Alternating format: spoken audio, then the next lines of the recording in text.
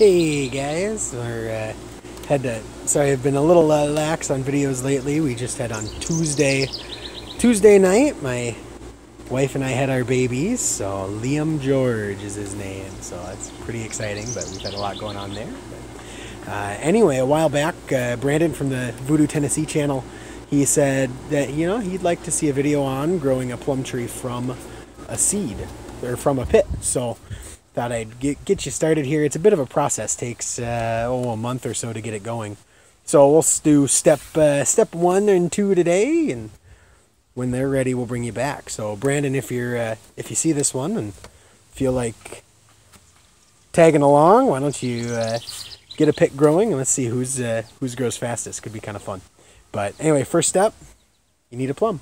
Works with peaches, works with any of the stone fruit they're called, right? Anything with a pit. Don't need to look for anything special when you're buying them. What you want to look for is the ones that are tasty.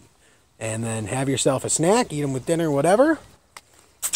And when you're done, just save the pit.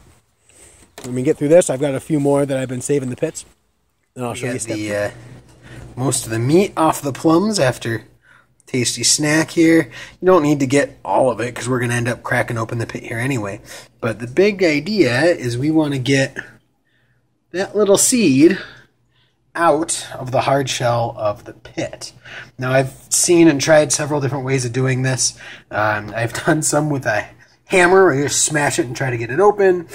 Actually once I cracked it open using a wire stripper because that's what I had around at the time. But probably the most effective way I've both seen and found is good old vice grip. Nice thing about these, you can set it for how big you want the gap. The teeth help hold the pit in place, and that way you don't over crush it because you want to crack open the shell, but you don't want to damage that seed. If you crack the seed part open, it's junk. Just toss it because it's not going to grow anyway. So to get to make this work, you just take the pit, crush it in the vice grips, and away you go. Give me 1 sec. I got to reposition the camera. Let's see if I can show you how to do it. All right, so you got your vice grip. Just load the pit in, kind of like that. So now it'll grip on the sides. Give it a good squeeze. Oh man, there we go. And hopefully out of the pit. Let's see. So there's the chunk of pit. Here's the little seed that came out of it. So we'll set that aside. It's another pit. I'm actually going to loosen this up a little bit.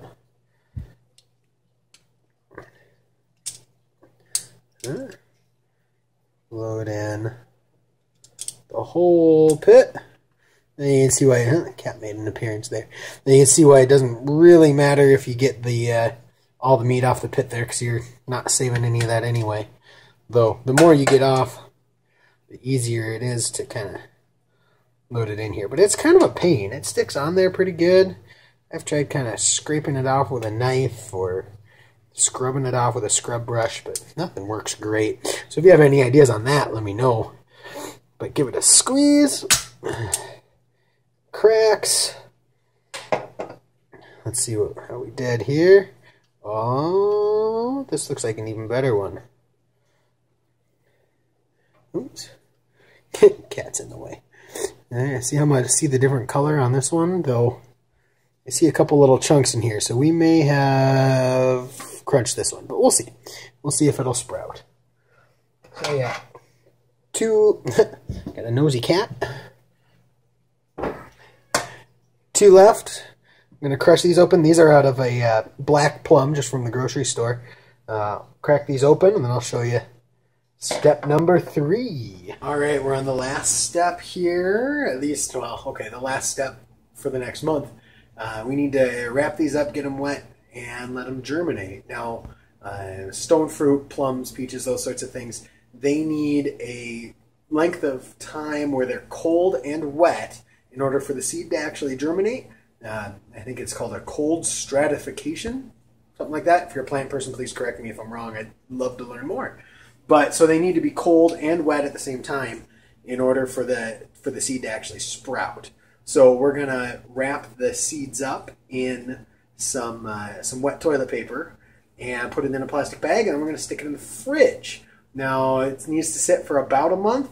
So just because I have a tendency to forget, I like to set a reminder on my phone calendar so that the alarm goes off in a month and reminds me to go check and see if my seeds have sprouted. So the ones that sprout, we'll plant. The ones that haven't, we'll give them a little longer, see if they sprout, and if not, we'll toss them. Because not all of them are going to work. I have heard some folks that have said if you put them in water, this actual seed part, the ones that sink are good, and the ones that float aren't going to germinate anyway, so you might as well toss them. I haven't really tested it. Not sure if that's accurate or not, but I figure I'm not usually doing all that many at a time, so it doesn't really matter to me if I have 3 in the bag or 5 in the bag. So I just figure I'll do them all, and the ones that sprout, sprout, and the ones that don't. So anyway, so here's all we got to do. I got my 5 seeds out of the pits. There's all the chunks of the pit left over. All I'm going to do is just wrap them up in some toilet paper. You could use a paper towel. I did over during the school year, I'm a teacher at one of the high schools here. I had some plums with lunch, and I just took some of the paper towels by the sink for washing your hands, right, those kind of brown, nasty, not real great ones. Wrapped it up in that and stuck it in the lunch fridge at work, and did this there too. But so really anything, it's just something that's going to hold the moisture, and we're going to wrap them up in that, and then we're just going to get the towels damp here. Towels, toilet paper in this case. Right, damp, don't need it too wet, just damp. Right, and we can see the plums in there.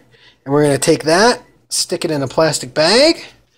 Now I labeled it with what type of seeds they are and the date, so that when I forget about them and find them in my fridge 6 months from now, I can remember what they were. But we're going to stick these in there, pop them in the fridge, and let them be for a month. Then we'll come back in a month and see if they've sprouted. So I'll get those. You don't need it. It's hard to get them in the bag one-handed. But I just put them in the door of the fridge somewhere where they're cold. Let me show you. Let's see. It's getting kind of dark out here, but we'll see if you can see it.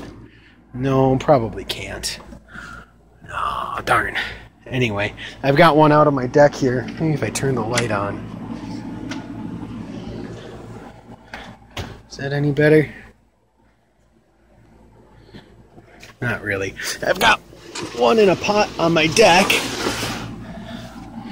There, you can kind of see it. There it goes. So this is the one I did at school, actually. This is maybe 3 months old. 3 months since I put it in the fridge at work. So it works pretty well. But one thing I should probably say here is, just because you're growing a seed from a fruit you like doesn't necessarily mean you're going to get the same fruit that you just ate.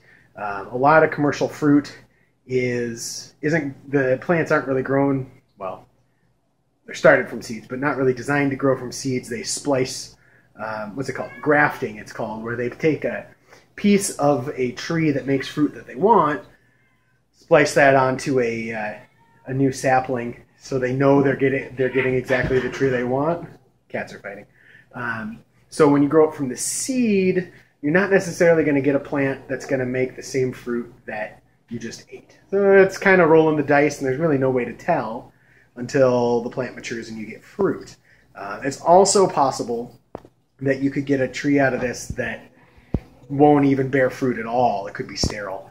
It all depends on the type of fruit, what type of a farm it came from, yada, yada, yada. So who knows? It depends on what pollinated that fruit tree. So it's kind of a crapshoot, but even if you get a tree that doesn't grow any fruit, it's still kind of fun to have a tree that you grew from the seed of lunch. Yeah, it's kind of fun.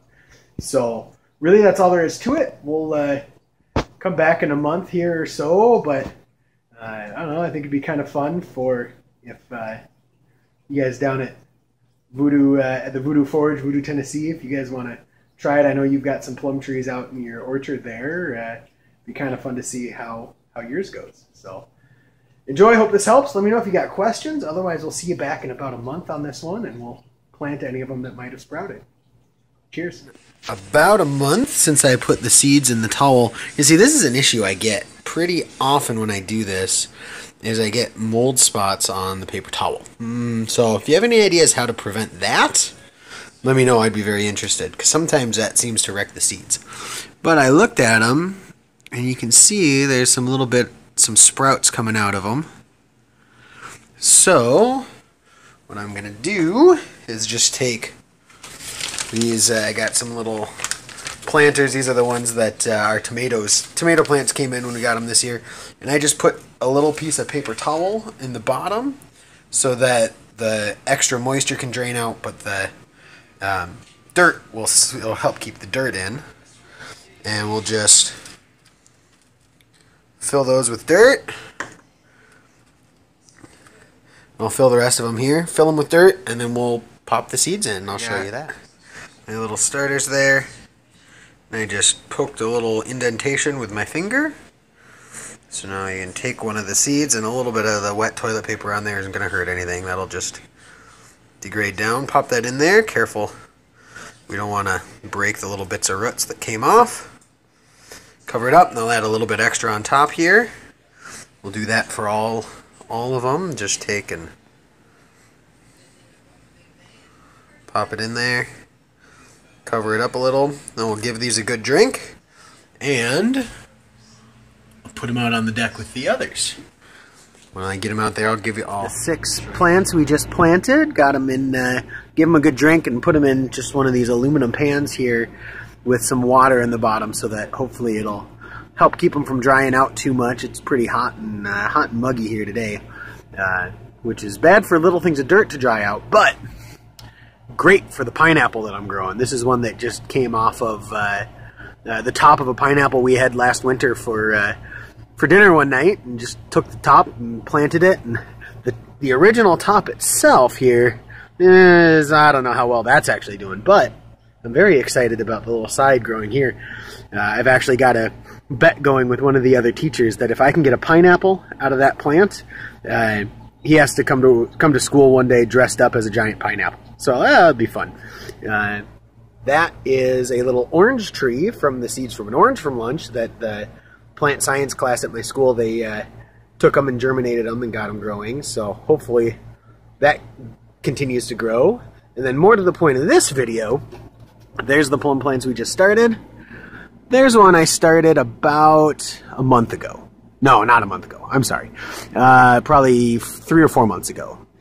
That's the one that was just a plum from lunch at work, and put it in the fridge at work, and it was about a third that tall and only had just one of these sort of branches when I brought it home at the beginning of the summer. But I'm hoping this, I don't know, this may be big enough to plant out in the yard. That tree right there is a plum tree also, so this might go next to that one.